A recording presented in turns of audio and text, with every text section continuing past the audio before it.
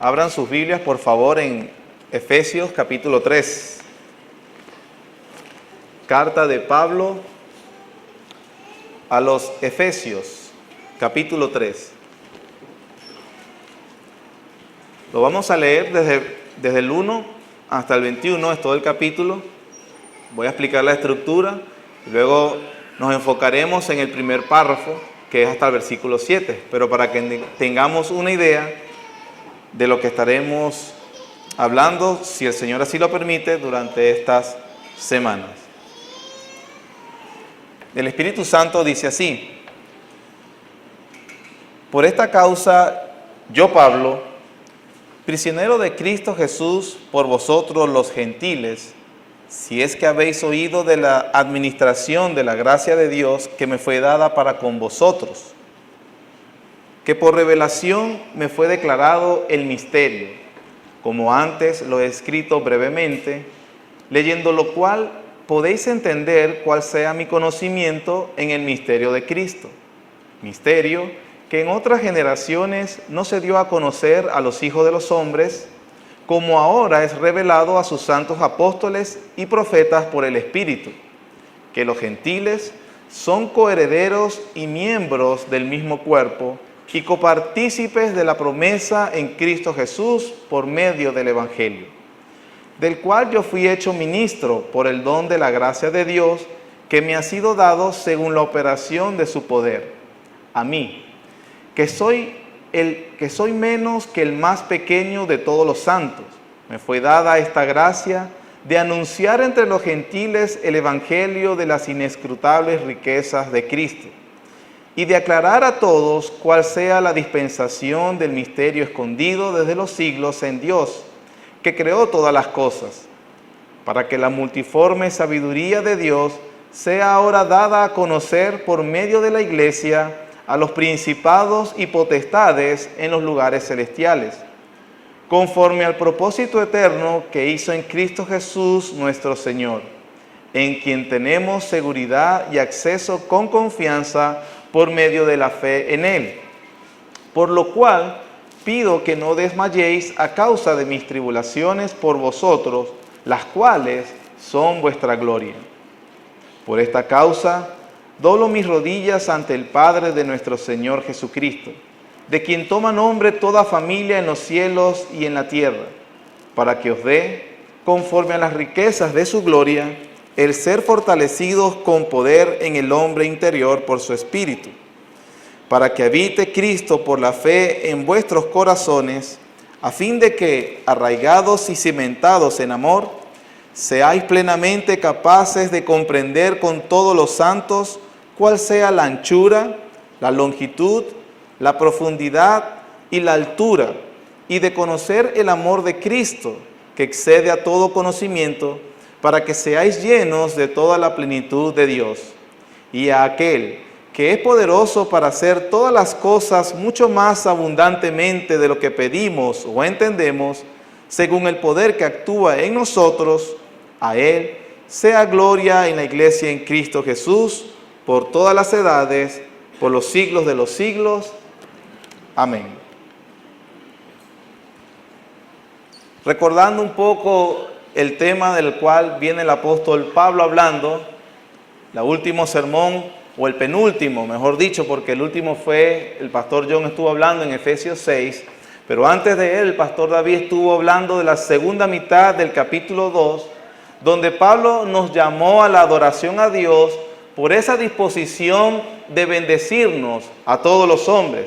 Cuando digo a todos los hombres, Pablo hace una diferencia de que los hombres o la humanidad están divididas en dos categorías, judíos y gentiles.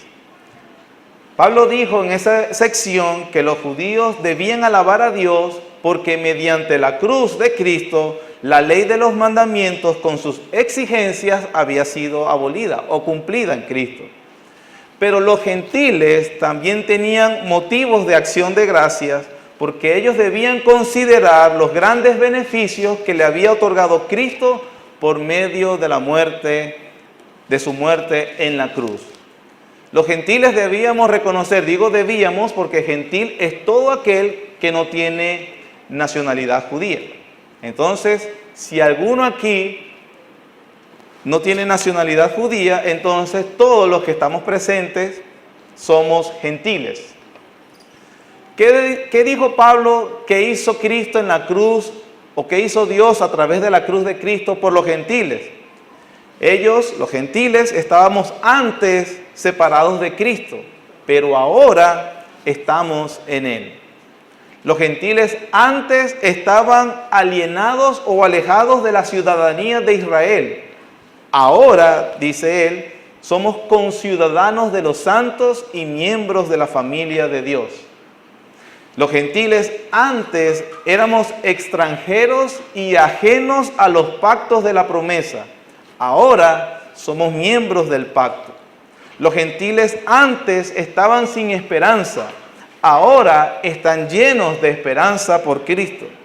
Los gentiles antes estaban sin Dios, pero ahora, por la reconciliación que hizo Cristo en la cruz, los gentiles estamos en paz con Dios.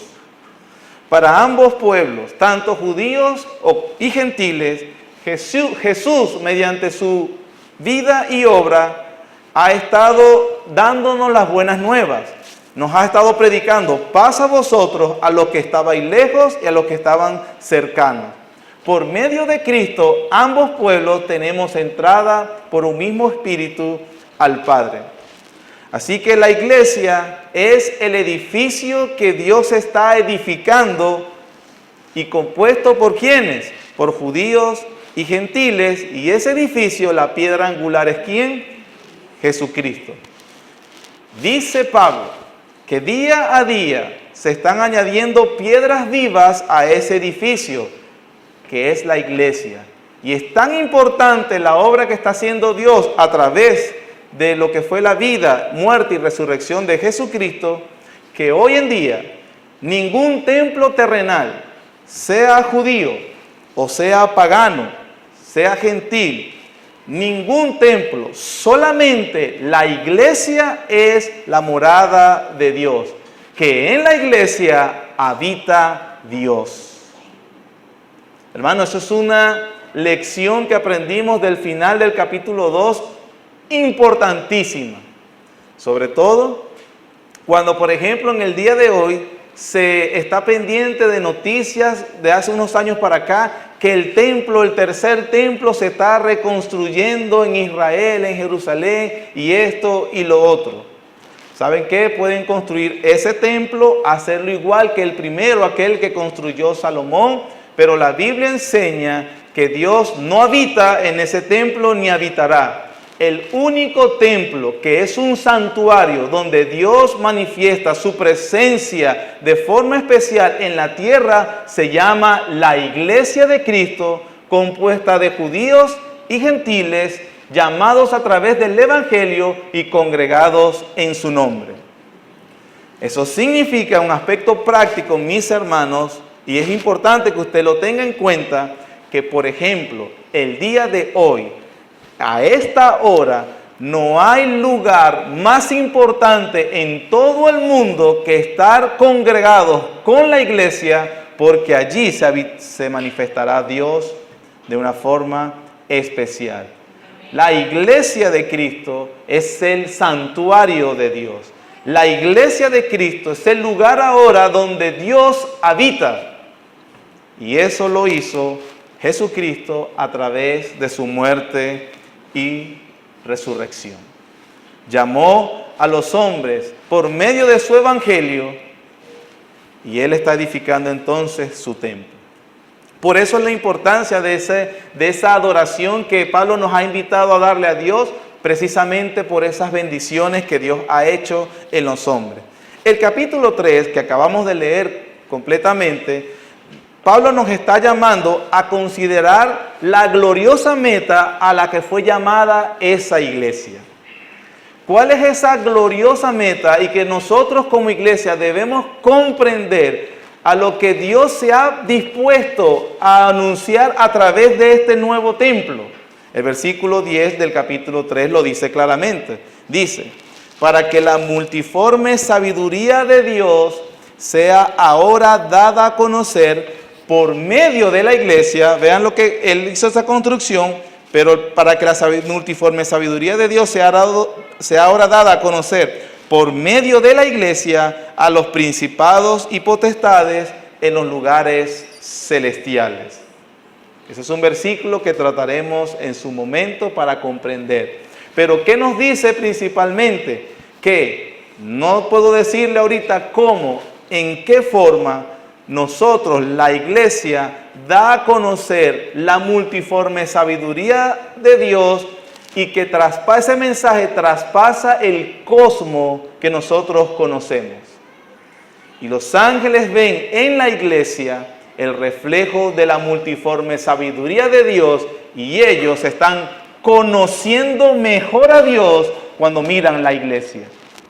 Eso es algo que trasciende completamente nuestro razonamiento, pero cuando nos corresponda ese pasaje lo explicaremos de manera más profunda y detallada. El capítulo 3 está compuesto por 3 párrafos. El primer párrafo va desde el versículo 1 hasta el versículo 7. En esos versículos, en ese párrafo, Pablo habla o describe la naturaleza de su misión. El segundo párrafo está desde el versículo 8, hasta el versículo 13. Pablo describe el propósito de su misión. Los versículos 14 al 19, Pablo describe o nos da a conocer la oración que él hace para que esa elevada meta sea cada vez mejor comprendida por los creyentes. Y los versículos 20 y 21 son una doxología, es decir, Pablo se detiene y alaba a Dios por su disposición a responder por su oración.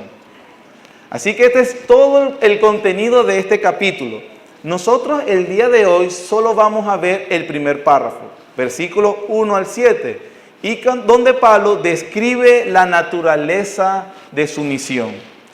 A través de esta descripción que nosotros vamos a ver cómo Pablo describe su propia misión, la de él, nosotros vamos a ver reflejado cómo él se percibía en ese plan redentor de Dios que trascendía todo interés y su propia vida. Y nosotros vamos a ver, nuestro propósito es, viendo la percepción de Pablo que tenía de sí mismo, nosotros tenemos que aprender cuál es la perspectiva o la percepción que nosotros debemos tener como servidores de Cristo también. Entonces mi plan hoy es que nosotros al finalizar nos percibamos correctamente según la Escritura cómo es servir a Dios.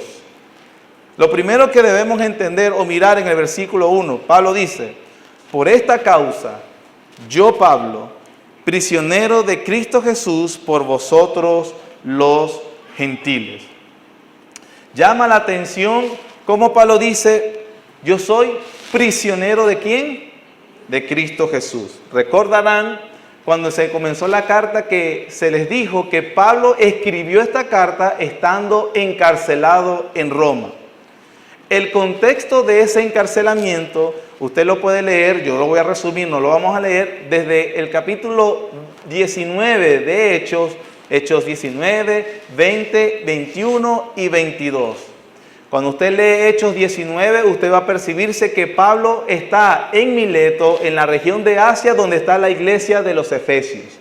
Después de haber constituido esa iglesia y de estar aproximadamente por 2 años enseñándole, ha constituido ancianos y pastores, Pablo se despide de la iglesia y emprende, ese es su tercer y último viaje misionero, y emprende entonces su regreso hacia Jerusalén. Cuando llega a Jerusalén, usted va a leer en Hechos capítulo 21, que es cuando él llega a Jerusalén, lo reciben Jacobo, que era una columna de la iglesia en Jerusalén, era el hermano de sangre del Señor Jesucristo. Y Pablo le da un reporte de lo que había hecho Dios a través de su ministerio en las iglesias de los gentiles o en Asia. Los judíos allí de la iglesia de Jerusalén con los apóstoles se regocijan por lo que ha estado haciendo Dios y comprenden que el plan de Dios no solamente de salvación, no era para judíos solamente, sino también para los gentiles, como Dios lo había estado haciendo a través de Pablo. Pero en eso de que Pablo visita el templo, habían llegado también unos judíos de la parte de Asia, que seguramente de la ciudad de Efesios, donde Pablo había estado anteriormente. Cuando ven a Pablo entonces, y dice Hechos 22, que lo habían visto como un griego, es decir, un gentil, a Trófimo, entonces estos judíos alborotaron a la ciudad diciendo que Pablo había introducido a un gentil en el templo sagrado de Jerusalén. Esa acción era condenada con pena de muerte. Estaba prohibido para los gentiles ingresar a una sección del templo donde era exclusividad para judíos. La acusación era falsa. Sin embargo, estas personas alborotaron la ciudad, alborotaron a Jerusalén, alborotaron a los judíos que vivían en la sección y básicamente se volvió una turba que estaba golpeando a Pablo y que lo querían matar. Uno de los tribunos romanos acudió a tal tremendo desorden. De hecho, pensó, dice Hechos 22, que Pablo era un egipcio que hace unos días se había llevado unos 4,000 sicarios al desierto y estaban tratando de hacer un golpe de estado a Roma. El tribuno ni siquiera entendía quién era Pablo, ni sabía cuál era su personalidad o quién era o por qué se le acusaba, lo metió preso y después cuando empieza a hacer las averiguaciones se da cuenta es que lo estaban acusando por cosas de las leyes judías. Los romanos, ignorantes de todo, le decían, no, esas son cosas de ustedes, eso no tiene nada que ver con nosotros.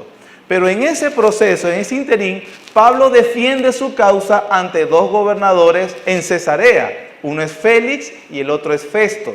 Ustedes recordarán que por lo menos Festo fue el que le dijo, estás loco, Pablo, las muchas letras te vuelven loco. También Pablo se defendió ante el rey Agripa. Y ante el rey Agripa le dice, Agripa tenía ascendencia judía y Pablo le apela al conocimiento que tenía de las escrituras y le dice, ¿crees tú, oh rey Agripa, todos los que los profetas han dicho? Yo sé que sí crees. Y Agripa le responde, por poco me persuades a ser cristiano. Sin embargo, por la presión que hacían los judíos de que Pablo debía morir, de que Pablo debía ser condenado a muerte porque hablaba de la gracia de Dios a los gentiles, entonces Pablo apeló a un derecho de su ciudadanía romana y dijo, antes que me vayan a matar o sentenciarme aquí en Cesarea, apelo al César. Y entonces Agripa y Festo y Félix, para limpiarse las manos y no tener que condenar a alguien que ellos no veían culpable, entonces le dijeron, a César has apelado, a César irás. Entonces un soldado romano o una custodia romana lleva a Pablo rumbo a Roma.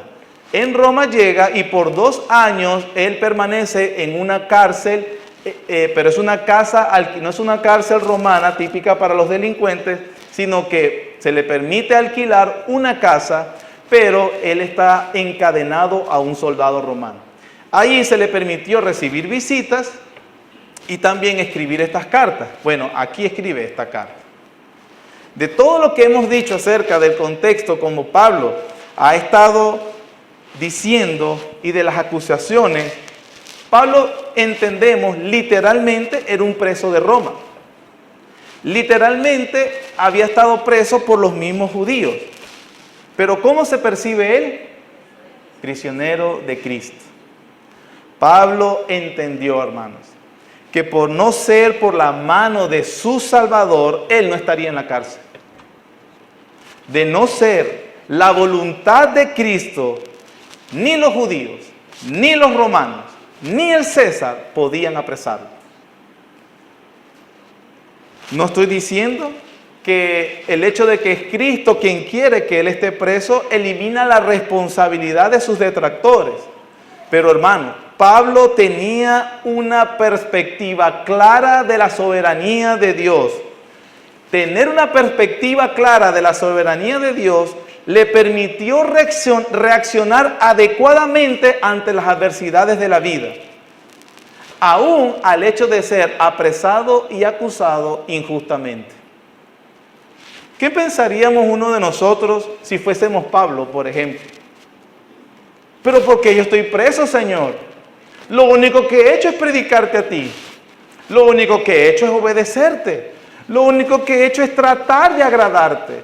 Lo único que he hecho es tratar de que la gente te conozca. Y así tú me pagas, Señor. Sin embargo, hermanos, en toda la carta llevamos 3 capítulos y les garantizo, les profetizo que en los últimos 3, en toda la carta, usted no verá ni una pizca de resentimiento o de amargura, ni de desilusión por las cosas que a Pablo le habían sucedido. Para el apóstol Pablo, entonces, la doctrina de la soberanía de Dios no era un concepto abstracto ni un concepto meramente académico. Pablo entendía que estaba en la cárcel porque Cristo, su Señor, quería que él estuviera ahí. Para Pablo, esa era la buena voluntad de Dios, agradable y perfecta. Y esa breve oración, hermano, nos enseña tantas cosas a nosotros los creyentes, venezolanos. Entender de una manera más profunda la doctrina de la soberanía de Dios y sus implicaciones. Cuando nosotros tengamos una perspectiva correcta, no reaccionaremos de manera equivocada, sino que ante las dificultades de la vida, que son muchas, reaccionaremos como cristianos. ¿Crees, hermano, de todo corazón que Dios controla todas las cosas? No te puedes quejar. ¿Crees de todo corazón lo que dice Romanos 8:28? Que a los que aman a Dios, todas, sin excepción, todas las cosas les ayudan a bien. No se debe amargar, hermano. Es imposible que estés resentido. Es imposible que estés desilusionado. Porque ante todas las cosas, ante el ataque, desconsideración, injusticias que puedes haber recibido, el creyente entiende que sobre eso o detrás de eso está la mano y providencia de Dios, que no permitirá que ni un cabello caerá sin su voluntad, y que ha prometido que todo, absolutamente todo, le ayudará a bien. Y a menos que usted no tenga una perspectiva correcta, y no solamente meramente mental de la soberanía de Dios, sino que realmente usted la conozca en el fondo de su corazón, usted así, no, hasta ese momento no serás librado de la amargura, no serás librado del resentimiento y no serás librado de la desilusión, sin importar cuál sea la circunstancia, hermano. Porque Pablo está preso por culpa de unos hombres que lo acusaban de lo que no era. Y él dice, yo soy prisionero de Cristo. ¿Cuál es el secreto de Pablo? A la gente le gusta, te tengo un secreto para la felicidad. ¿Quiere el secreto? Le doy el secreto gratis. No le voy a cobrar. El secreto es lo que hemos estado diciendo. No es la circunstancia, sino la perspectiva que tú tienes de la vida. No es la circunstancia, sino que es la perspectiva que usted tiene de la vida. ¿Es usted preso de las circunstancias? Hizo un mundo de diferencia para Pablo. Considerarse preso de los romanos o de los judíos a considerarse preso de su Señor Jesucristo. ¿Qué es lo que usted ves? ¿Qué es lo que tú ves? ¿Cómo lo ves? ¿Tú ves en tu circunstancia que estás presa a un marido desconsiderado? ¿Usted ve que usted está preso a un hijo que es rebelde? ¿Usted ve que usted está preso a un jefe abusivo? ¿Tú ves que estás preso a una economía colapsada? ¿Tú ves que estás preso a un vecino molestoso? ¿Tú ves que estás presa a una salud deteriorada? ¿Tú eres preso de que te sientes vulnerable y con un montón de necesidades insatisfechas? ¿O ves a un Cristo soberano que dio su vida para que fueses perdonado por tus pecados y que ahora te ha salvado para que vivas para Él como trofeo de su gracia? y que si el Señor soberano para cumplimiento de sus propósitos eternos y que te trascienden inclusive a nosotros mismos, si es necesario te va a meter preso. Porque así lo hizo con Pablo y Pablo no está desilusionado.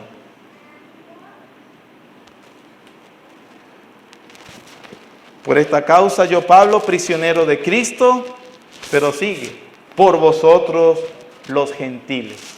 No solamente él entiende que en el plan de Dios, en el cual él tiene un lugar, que en este momento es estar preso, ¿verdad? Uno dice, pero ¿cómo se puede cumplir el plan de Dios? Aquel del versículo 10, para que ahora a través de la iglesia sea dado a conocer la multiforme sabiduría de Dios a las potestades superiores. Ese es el propósito de la iglesia. Pero en el cumplimiento de ese plan, Pablo, tú tienes que ir preso. Y Dios, el soberano, tenía que hacerlo así. Y lo hizo así. Pero no solamente es eso, sino que es por vosotros los gentiles. Pablo reconocía que lo que le estaba pasando formaba parte del ministerio que Dios le había dado a él. Que él no sufría sin razón y que él no sufría por sufrir. Pablo entendía que su situación era para cumplir con el llamado que él había recibido del cielo.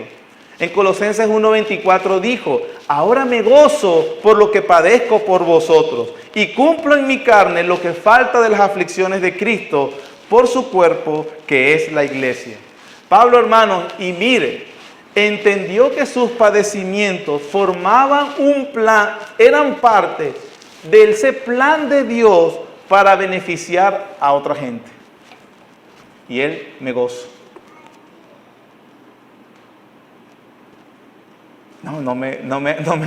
¿Cómo que? Repítamelo otra vez.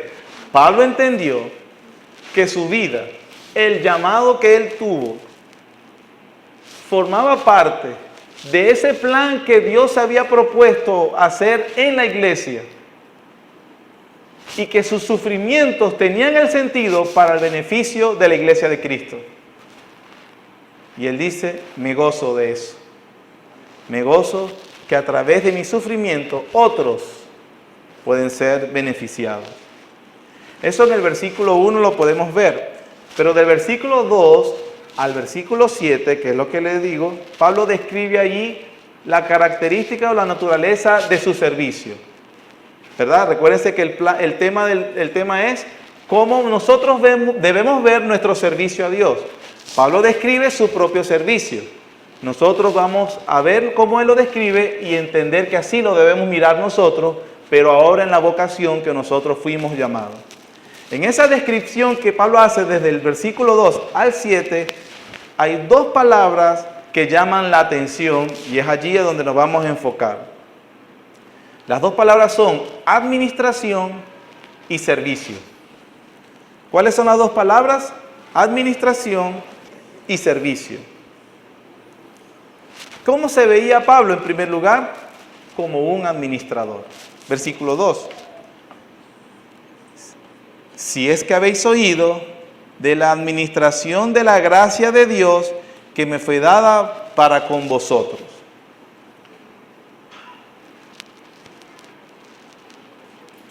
Lo primero que vamos a ver antes de ir a la palabra es esa oración que da cierto aire de confusión a las personas cuando dice, si es que habéis oído de la administración. Como que si Pablo pusiera en duda que los efesios no sabían del ministerio que Dios le había dado. Eso obviamente no es verdad porque cuando empecé en Hechos 19, Pablo duró 2 años fundando esa iglesia, después que la fundó, duró 2 años trabajando, dice él mismo, de día y de noche hasta con lágrimas. Así que ellos sabían muy bien. En un ejemplo del uso de ese si es que, de nuestro idioma castellano, nos va a ayudar a entenderlo. Por ejemplo, si yo le digo, si nuestro equipo gana, habrá celebración. Usted entiende que ese sí expresa incertidumbre, una mera posibilidad. Yo no sé si vamos a ganar el juego. Es posible que lo ganemos, es posible que perdamos. Si ganamos, habrá celebración. Si perdemos, no habrá celebración. Bueno, esa no es la forma en que Pablo usa el sí. La segunda manera como se puede usar ese sí es, si yo le dijera, si tú no sabes el día de tu muerte, debes estar preparado ahora. Aquí, ese sí es una suposición que es segura, ¿cierto? Porque si hay algo seguro que usted tiene, es que se va a morir. No se lo deseo. Ojalá Dios le dé muchos años más de vida. Pero si le digo, si usted no sabe el día de su muerte, será mejor que se prepare ahora. Entonces ese sí va connotado de seguridad. Usted se va a morir, por lo tanto, prepárese ahora. Bueno, en ese sentido Pablo utiliza esa frase. Si es que habéis oído de la administración de la gracia de Dios. Ese sí es, ya que oyeron y ya que ustedes conocen de la administración que Dios me ha dado por su gracia, entonces escuchen. Ahora sí, entendiendo eso, porque a veces se quiere poner en duda que si los efesios no lo conocían, una cosa que se cae por su propio peso, vamos a ver entonces la primera palabra con la cual Pablo veía su ministerio y con la que cada creyente debe mirar su servicio a Dios. La primera es entonces administrador. La palabra griega que se utiliza es oikónomo. Se parece mucho a una palabra en español. ¿Cuál? Economía. De allí viene nuestra palabra en español, o nuestro término en español, economía. ¿Qué es un administrador? Un administrador es alguien que administra, ¿no? O maneja, podríamos decirlo, es alguien que maneja bienes ajenos para el beneficio de su verdadero dueño. ¿Cómo se veía Pablo? Como un administrador de bienes ajenos que los maneja para el beneficio de su verdadero dueño. ¿Qué es lo que dice Pablo aquí? Si es que habéis oído de la administración de la gracia de Dios que me fue dada para con vosotros. Pablo entonces se miraba como, hermanos, como un administrador del depósito sagrado que Dios le había dado. ¿Cuál es ese depósito que Dios le dio a Pablo? La gracia de Dios. Pablo entonces es un administrador de la gracia de Dios. ¿Para qué? Para el beneficio de los creyentes. Observe, hermanos, porque Pablo dice, de la administración de la gracia de Dios que me fue dada, ¿para qué? Para con vosotros. Observe que Pablo no se mira a sí mismo como alguien que recibió la gracia como un lujo que podía disfrutar en privado. ¿Qué beneficio para mí? Tengo la gracia de Dios. Absolutamente no. Pablo vio la gracia de Dios como un don que él debía administrar para otros, no para sí mismo.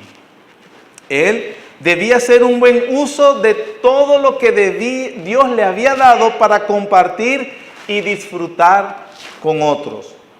Es decir, hermano, que todo cristiano debe verse a sí mismo con esa perspectiva. ¿Cómo debes verte tú como un servidor de Cristo? Como un administrador. Alguien que ha recibido la gracia de Dios, no para disfrute privado, sino para que la compartas con otros. Si tú eres un creyente o tú dices que has sido alcanzado por el Evangelio de Jesucristo, debes administrar la gracia que Dios te ha dado. Aunque sí, no es igual que la de Pablo, todos hemos recibido de Dios dones, talentos, virtudes, bienes, tiempos, lo que sea, bendiciones que deben ser disfrutadas con otros creyentes. Eso es lo que Pedro también dijo en 1 de Pedro 4:10, cuando dice, cada uno, según el don que ha recibido, ministralo a los otros como buenos administradores, la misma palabra, de la multiforme gracia de Dios.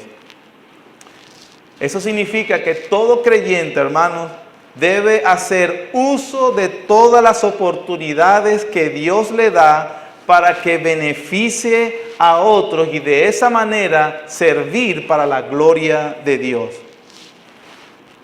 debes hacer uso de todas las oportunidades que Dios te dé para la buena administración de la gracia de Dios en beneficio de otros.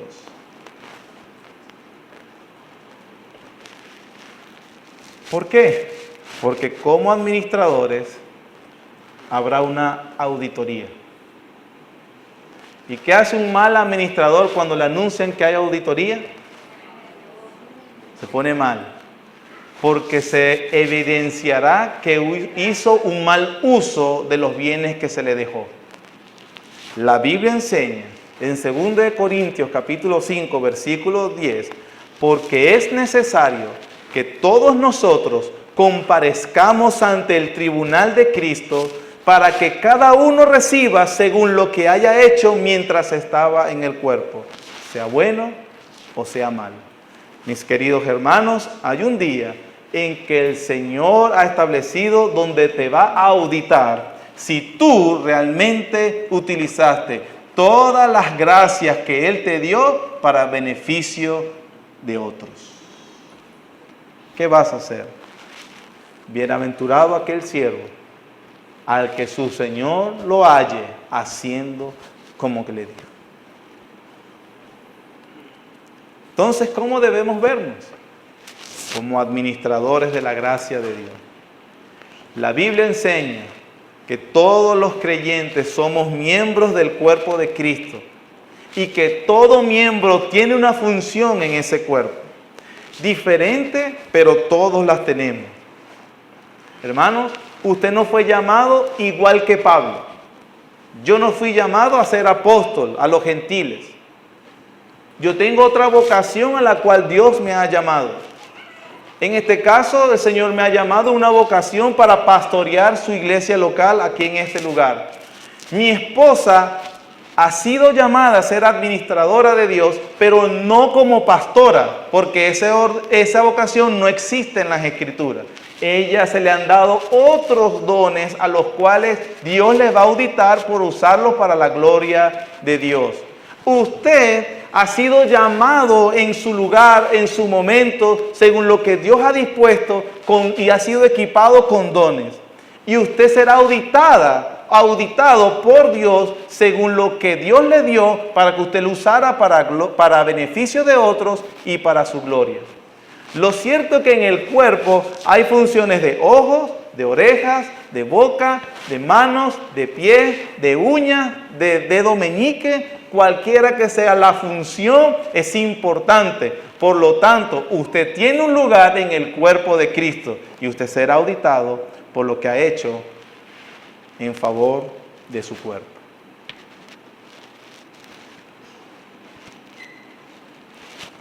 Como le dije ahorita, el llamado de Pablo es peculiar, no es el mismo que en nosotros. Pablo lo explica en los versículos 3 al 4, que por revelación me fue declarado el misterio, como antes lo he escrito brevemente, leyendo lo cual podéis entender cuál sea mi conocimiento en el misterio de Cristo. ¿Cuál fue entonces la vocación o el misterio o el llamado que recibió Pablo? ¿O cuál fue ese llamado peculiar que él tuvo? Fue para él dar a conocer el misterio. Las personas leen este término, misterio, en el Nuevo Testamento y entonces tiene un aire como de secreto. Los secretos de la Biblia. Un misterio, algo que es místico. Algo que ciertos iluminados pueden encontrar. Eso es totalmente equivocado y falso. Nosotros llamamos misterio a algo que no tiene explicación. Pero misterio, usado en el Nuevo Testamento, ese término, se refiere a una verdad que habría permanecido oculta a menos que Dios la diera a conocer. ¿Qué es un misterio en la Biblia o en el Nuevo Testamento? Una verdad que habría permanecido oculta a menos que Dios la revele o la dé a conocer. Es decir, que esa verdad o a esa verdad no se llega por investigación humana, no se llega por intuición humana ni por esfuerzo humano, ni por habilidades humanas. Para llegar a esa verdad o conocer a esa verdad es necesario la revelación de Dios. Dios la da a conocer. La palabra para revelar en la Biblia o en griego es apocalypsus, donde viene nuestro libro Apocalipsis. La gente, Apocalipsis, otro misterio, nadie, no. Apocalipsis en griego viene de dos términos. Apo, el prefijo apo, que significa des. Y calipsus significa velo. ¿Qué significa Apocalipsis? Desvelar. Es decir, quitar el velo para que se vea. Eso es, para que usted deje de tener esos tipos de misterios, de temores supersticiosos, a algunos términos que la palabra de Dios no fue escrita para que le tengas miedo. Pero entonces, ¿qué es lo que nos está diciendo para reunir lo que estamos hablando acerca del llamado peculiar de Pablo? Pablo entonces fue llamado para que él diera a conocer este misterio en los planes de Dios. Y ese misterio era que el lugar que ocupaban los gentiles en el plan de redención. No solamente a Pablo se le dio, hermanos, que él lo enseñara en las iglesias que él estaba fundando, sino que también debía dejarlos por escrito para el beneficio de todas las iglesias que existirían después de él. Vamos un momento a Colosenses capítulo 1, versículo 25.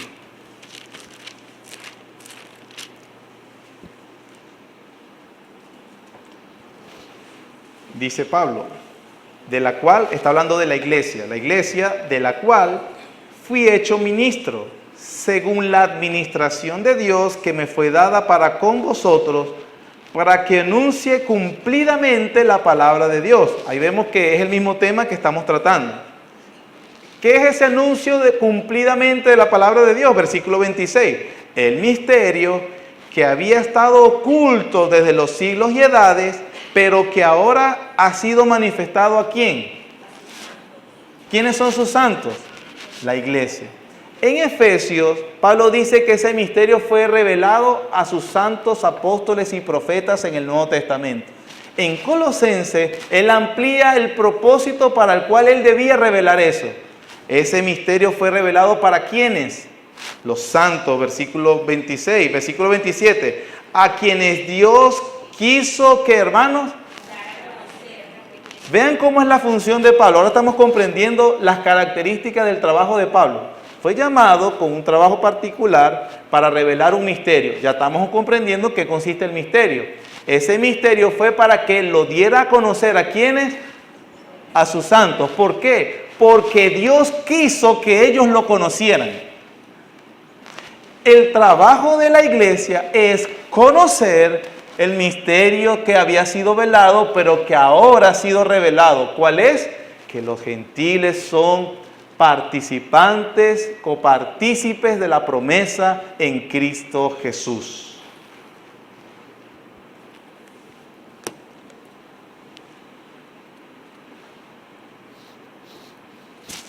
Resumo. ¿Por qué entonces? ¿Cuál es la peculiaridad del ministerio de Pablo y cuál es la importancia? Dios lo ha llamado para que dé a conocer abiertamente una verdad que antes no se comprendía tan claramente. Y eso porque Dios lo quiso así y porque Dios ha puesto que la iglesia debe saber eso. Cuando la iglesia comience a conocer el misterio de Dios, que los gentiles son coherederos, copartícipes de las promesas en Cristo Jesús, entonces se encenderá un fuego verdadero de adoración en el corazón de la iglesia al entender las inescrutables riquezas que Cristo ha tenido para ellos. Es tanto así, hermanos, que vamos en el capítulo 3, versículos 4 y 5, y desde que comenzó la carta, Pablo no ha dado ni un solo mandamiento. Es tanto así que usted verá el capítulo 4 y él seguirá sin dar mandamientos excepto decirle a la iglesia que conserve la unidad en el espíritu, en el vínculo de la paz. Es tanto así que es apenas en el capítulo 5 cuando él comienza a decirles que vivan dignos de la vocación en que fueron llamados. No lo hace sino hasta que se desgasta 3 capítulos tratando de explicarles las riquezas que tienen los gentiles en el Evangelio del Señor Jesucristo. Cuando ellos comprendan ese misterio que ahora ha sido velado, entonces tendrán la capacidad de vivir como Dios quiere que vivan. Es tanto así, por ejemplo, que Pablo no habla en ninguna parte del matrimonio, no habla del sexo, no habla de dinero, no habla de nada, sino hasta el capítulo 5, versículo 22, le dice: casadas, sujétense a sus maridos como la iglesia a Cristo. Hermanos, es tanto así que él le dice que la iglesia debe conocer el misterio del Evangelio de Dios, y cuando lo comprenda en todas sus dimensiones, cuando crezcan en eso, ellos se encenderá una adoración en sus corazones y vivirán entonces de acuerdo a la vocación que fueron llamados.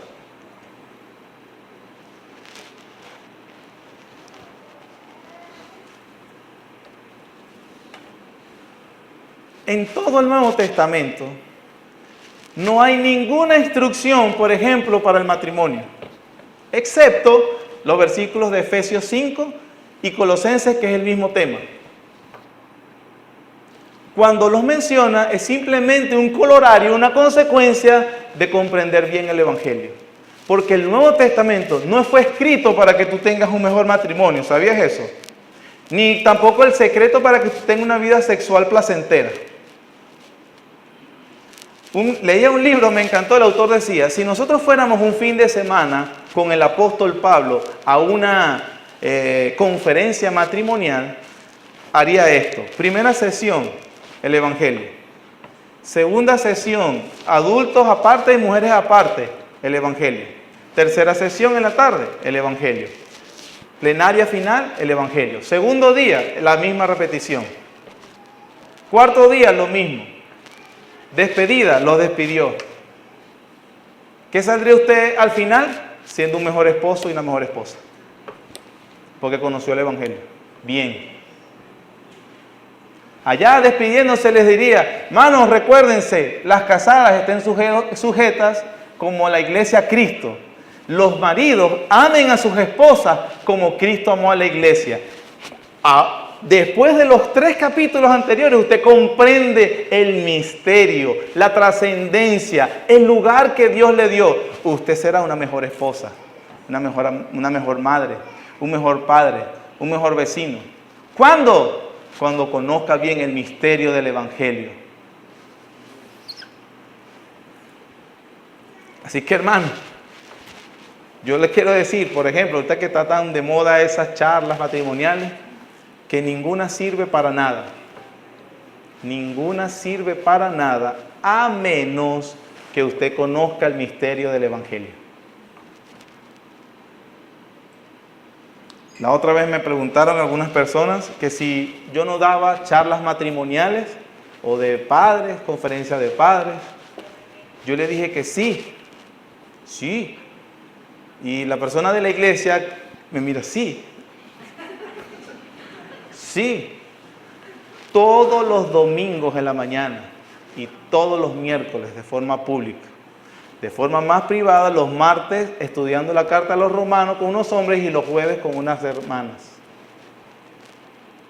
Y los que han estado estudiando esas palabras han entendido cuál es mejor su rol en la vida.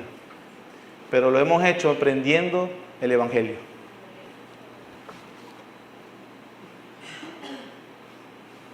No estoy diciendo que bote ahorita los libros de matrimonio que tiene. Si los tiene, aprovéchelos. Pero le repito, eso no sirve de nada.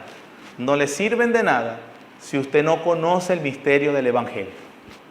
Luego que usted se goce y su corazón, su espíritu se encienda de adoración al Dios bueno, creador, que ha hecho todas las cosas para que conozcamos el Evangelio, entonces usted va a ver cómo cualquier consejo matrimonial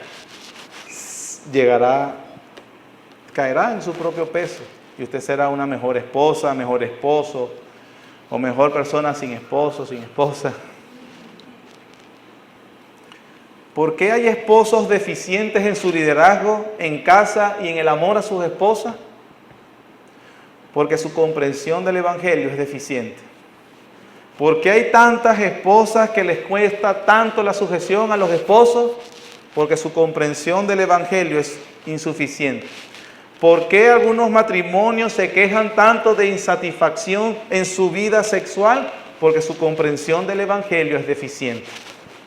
¿Por qué hay tantos cristianos desalentados? ¿Por qué hay tantos cristianos que son más mundanos? ¿Por qué hay cristianos amargados y deprimidos? Porque ellos no entienden la gloria de la salvación.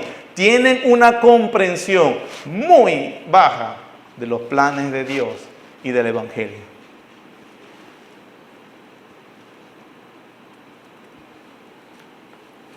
¿Cuál misterio? He estado repitiendo esa palabra, versículo 5.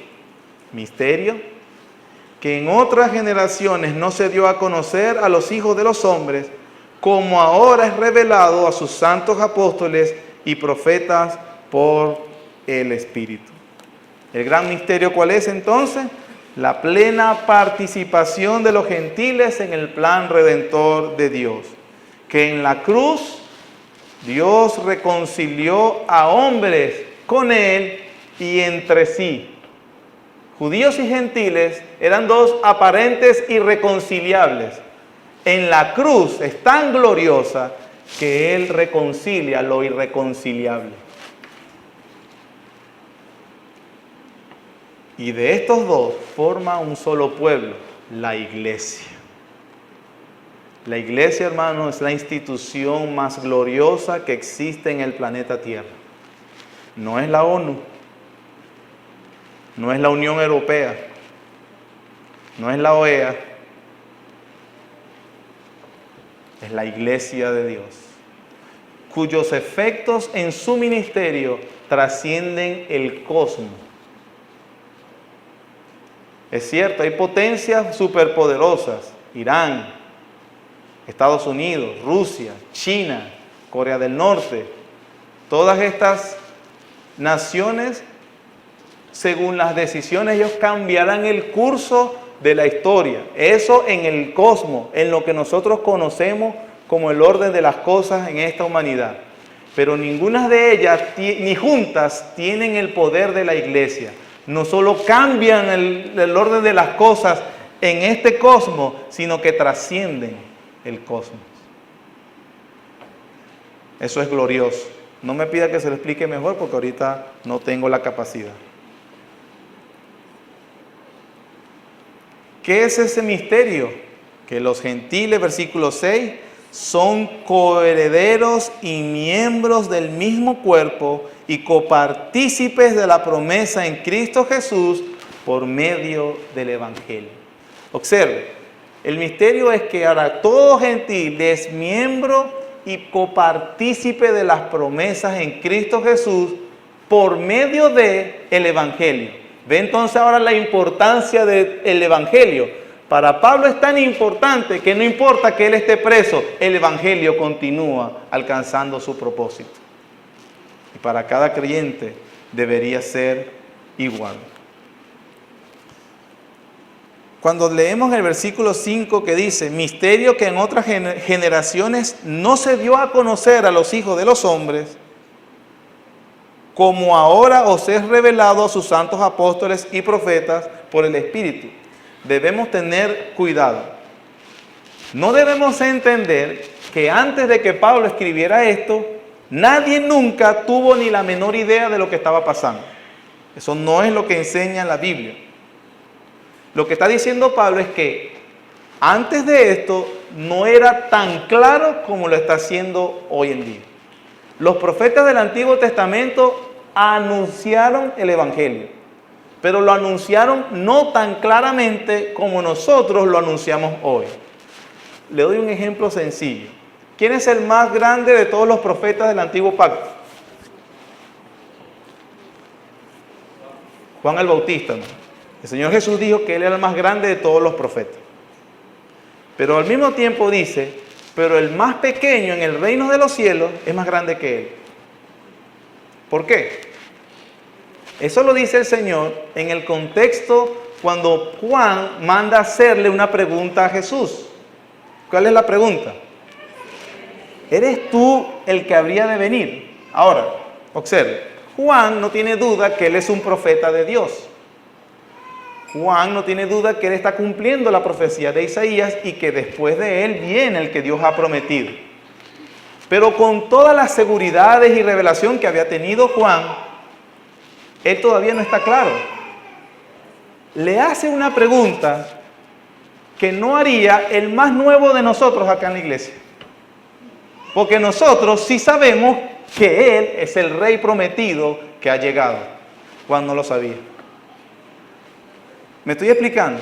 Por eso, el más pequeño en el reino de los cielos es más grande que Juan. Porque el más pequeño en el reino de los cielos tiene una comprensión tan clara que ni siquiera Juan, el más grande de todos los profetas del antiguo pacto, la tuvo. Nunca haríamos una pregunta como la que hizo Juan. Entonces, Juan lo anunciaba, pero no era tan claro. Entonces lo que está diciendo, misterio que no fue dado a conocer anteriormente, como ahora. No es que nunca se supo de eso, sino que se sabía de manera parcial, pero que ahora ya es claro y evidente.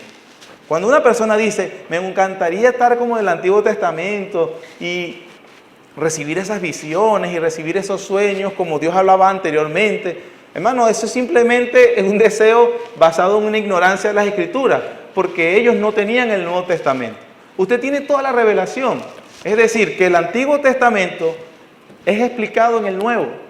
Usted no puede comprender el Antiguo sino por la interpretación que le dieron los escritores del Nuevo Testamento al Antiguo Testamento.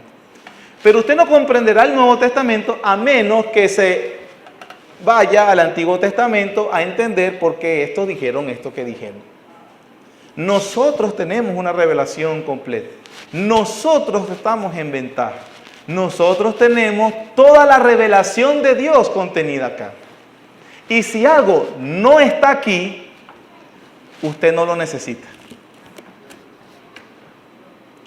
Todo lo que es necesario para la vida y la piedad está aquí. Y si no se encuentra aquí, entonces usted no lo necesita. Así es. Así que, ¿cuál es? Que nosotros tenemos la palabra final de Dios. Mejor revelación. El tiempo se me ha ido, mis hermanos. Dijimos que íbamos a ver cómo Pablo se percibía su ministerio y su llamado. Eran dos palabras claves. ¿Cuál es la primera? Administración. Debemos vernos como administradores. Pablo tuvo un llamado peculiar. Ahora la iglesia y nosotros somos administradores de ese misterio, pero ya no en función de velarlo, sino de enseñarlo, de descansar en él, de regocijarnos, de amarlo, de proclamarlo, de hacer todo lo que sea necesario, todo lo que esté a nuestra mano para que ese misterio ya develado sea dado a conocer. Todo, hermano, todo, según la función o el lugar que Dios te ha dado en el cuerpo de Cristo. No todos como pastores, no es todos como misioneros, pero todos tenemos un lugar en la propagación de ese misterio. Amén. Eres administrador. La segunda palabra está en el versículo 7 y finalizamos. Voy a ser mucho más breve, por supuesto. Dice, terminando el versículo 6, y copartícipes de la promesa en Cristo Jesús por medio del Evangelio, del cual, del Evangelio, yo fui hecho ministro por el don de la gracia de Dios que me ha sido dado según la operación de su poder. Pablo se ve entonces primero como administrador, versículo 2, y en el versículo 7 se ve como un ministro. La palabra en griega usada que se traduce acá ministro es diácono. En griego. Nuestra palabra en español no hay una traducción, es diácono también. ¿Qué significa diácono? Servidor. ¿Cómo se ve Pablo entonces? Un servidor. ¿Cómo debemos vernos nosotros? Como un servidor. Un administrador, soy licenciado de la UCLA, licenciado en administración de la UCLA, o sea, estoy chapeando mi profesión. No, pero no es para chapear. Eres un administrador, pero eres un servidor, porque Pablo no está chapeando. En primer lugar, Pablo ve ese lugar como servidor como un gran privilegio. Dice, del cual yo fui hecho ministro, servidor, por el don de la gracia de Dios. Pablo está diciéndonos claramente, yo no merezco ser un servidor de Cristo. Yo no merezco servir a Cristo. Pero si hoy soy un servidor de Cristo es por pura gracia de Dios. Esa actitud reluce más cuando vemos todos los problemas que le vinieron a él por servir a Cristo. Y Pablo dice, yo lo que soy es un privilegiado. Así que hermanos, que cuando tú tienes la oportunidad de ser un servidor, de servir a otros o de servir a Dios sirviendo a otros, entonces no lo vemos como una tarea por hacer, ni como un premio que nos ganamos, sino es mi privilegio. Hermano, gracias, es mi privilegio haberlo hecho. Dios me ha puesto como un servidor. Y es un privilegio ser un servidor de Cristo, aunque eso nos traiga aparejado problemas y vicisitudes. Hermano, ¿lo ves como un privilegio?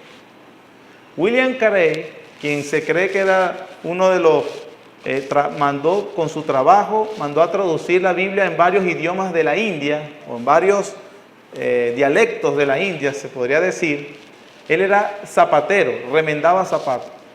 Y William Carey le decía a su hijo, hijo mío, si el Rey del universo te llamara a servirle, no te rebajes a ser un embajador de la reina de Inglaterra. Ellos eran ingleses. Pero le decía a su hijo, hijo mío, si el Rey del universo te llamara a servirle, no te rebajes a ser un embajador de la reina de Inglaterra. Porque servirle a Cristo es mucho más, es una condición de mayor privilegio de que cualquier condición en el mundo. Servir a Cristo es su privilegio, hermano, o es su cruz.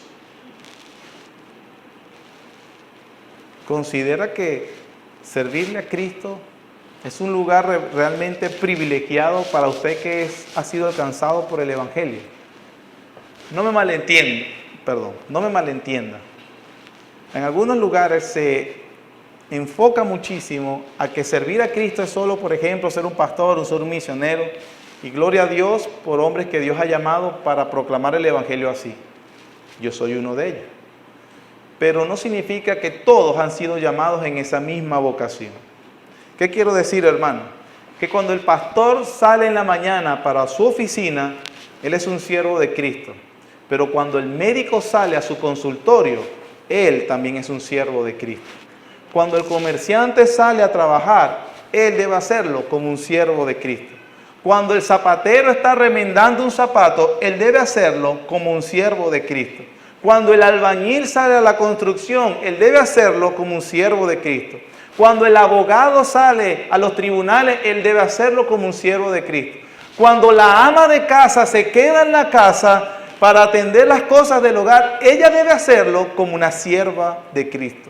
Sea lo que tú hagas, tú debes hacerlo como un servicio a Cristo. Todo lo que hagáis, hacedlo para la gloria de Dios. Y eso es tu privilegio. Así que no tiene por qué quejarse cuando cambie un pañal, porque usted debe hacerlo para la gloria de Dios, así como el evangelista está predicándole a unos inconversos para la gloria de Dios. Y diga, es mi privilegio, Señor. Es mi privilegio. Y en segundo lugar, Pablo hacía ese ejercicio según la operación del poder que Dios le daba. Según la capacidad que Dios le daba, porque él dice versículo 7, del cual yo fui hecho ministro por el don de la gracia de Dios que me ha sido dado según la operación de su poder. Es decir, yo he sido puesto como administrador y servidor de Cristo porque su poder ha obrado en mí y me mantengo haciéndolo por su poder en mí. Todos en nuestro servicio a Cristo, ya le dije, cualquiera que sea su vocación, debe realizarla en el poder de Dios. Depender de la gracia de Dios. Que el rol, la vocación que tú has sido llamado o llamada, cuando sientas que no puedes, entonces debes descansar en el poder de la gracia de Dios. Y que se puede, no porque eres fuerte, sino porque eres débil. Y como dijo Pablo, cuando soy débil, entonces soy fuerte, porque reposa sobre mí la gracia de Dios. Llevar a cabo entonces nuestro servicio particular debe hacerse según el poder y la gracia que Dios da. Y esa gracia está disponible para todo aquel que ha venido en arrepentimiento y fe.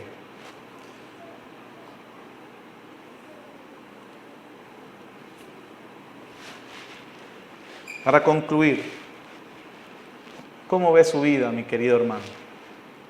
¿Cómo ve su perspectiva? Acuérdese que estamos viendo los de versículo 1 hasta el versículo 7. ¿Cuál es la perspectiva que usted ve? Pablo, prisionero de Jesucristo. Y en esa perspectiva correcta de la providencia y soberanía de Dios, entonces se consideró en su llamado como un administrador y un siervo de la gracia divina. Nosotros todos, en la vocación que fuimos llamados, debemos considerarnos administradores y servidores para la gloria de Dios y el beneficio de otros. Lo cual es imposible a menos que seamos primero salvados de nuestros pecados. Y tú debes, en primer lugar, arrepentirte y creer en Jesús por la fe. Amén. Señor, te damos muchísimas gracias por la oportunidad nuevamente que nos das de reunirnos y de rendirte este culto de adoración, Señor, el cual no hemos terminado. Pero en este momento de la predicación de tu palabra, donde se expone, yo solamente quiero rogarte que tú hagas lo que es imposible para mí o cualquier hombre hacer, llevar esa palabra predicada al corazón de los oyentes.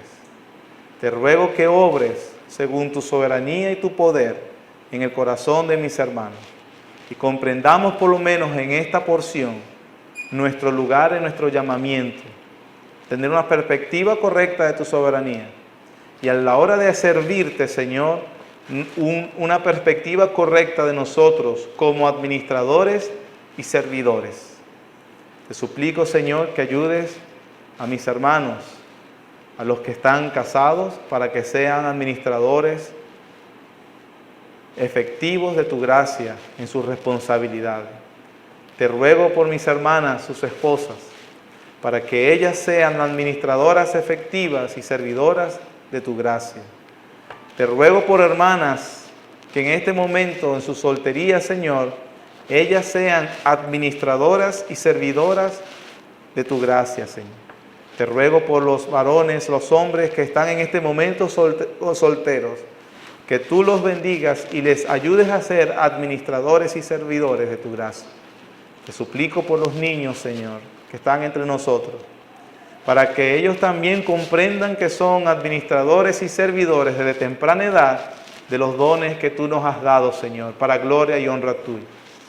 Te ruego, Padre, que si hay alguien que no pertenece a tu pueblo y está entre nosotros, en primer lugar te ruego que esa persona conozca tu gracia que le has dado en Cristo para el perdón de sus pecados, que se arrepienta y que venga a la fe a Cristo Jesús, y que una vez reconciliado a través de la cruz contigo, también entonces comprenda su lugar como administrador y servidor de los dones que tú le has dado. Gracias, Señor. Permite que tu iglesia, reconociéndose como tu palabra la llama, pueda servirte, honrarte y adorarte correctamente. Bendice, por favor, las ofrendas que tu pueblo te ofrece y te da como adoración y agradecimiento de la provisión que nos has dado. En Cristo Jesús. Amén.